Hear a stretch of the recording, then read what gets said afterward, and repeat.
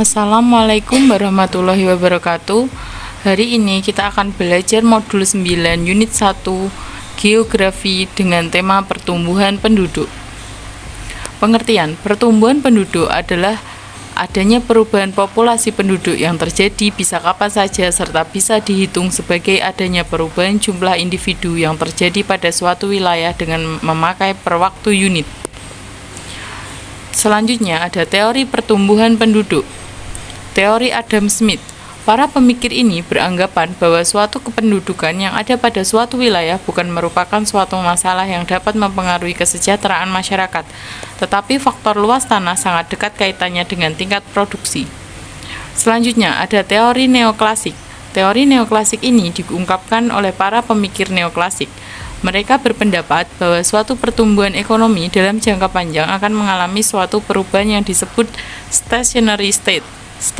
Stationary state adalah suatu keadaan perekonomian yang dimana sudah tidak lagi mengalami pertumbuhan, bahkan cenderung diam atau statis. Selanjutnya ada jenis-jenis pertumbuhan penduduk.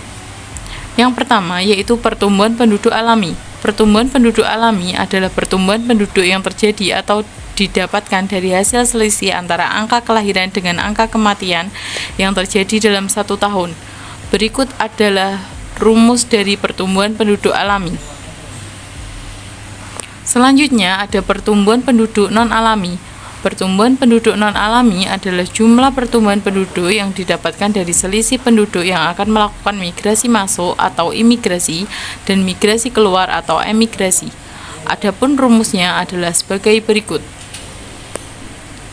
Yang ketiga ada pertumbuhan penduduk total. Pertumbuhan penduduk total adalah pertumbuhan penduduk total didapatkan dari pertumbuhan penduduk alami ditambah dengan pertumbuhan penduduk non-alami.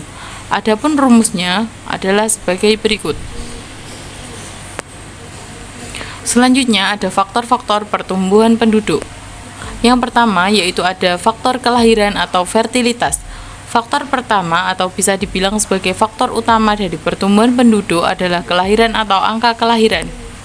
Yang kedua yaitu kematian atau mortalitas. Faktor berikutnya yang dapat mempengaruhi angka pertumbuhan penduduk adalah faktor kematian atau mortalitas. Pada umumnya, faktor kematian ini disebabkan karena lingkungan. Yang ketiga ada migrasi. Migrasi itu sendiri dapat diartikan sebagai faktor yang dimana penduduk berpindah dari wilayah atau negara. Adapun dampak terjadinya pertumbuhan penduduk. Dampak positif pertumbuhan penduduk. Yang pertama, tersedianya tenaga kerja untuk meningkatkan produksi dalam proses pemenuhan kebutuhan penduduk negara. Yang kedua, berkembang berbagai jenis usaha lokal. Yang ketiga, meningkatnya penanaman modal. Yang keempat, meningkatnya inovasi produktivitas dalam upaya pemenuhan kebutuhan.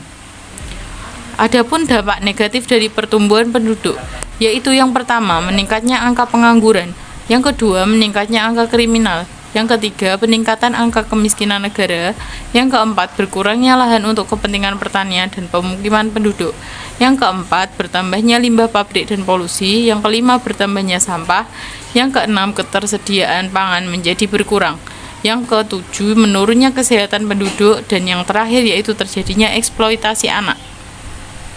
Terima kasih. Sekian pembelajaran geografi hari ini. Wassalamualaikum warahmatullahi wabarakatuh.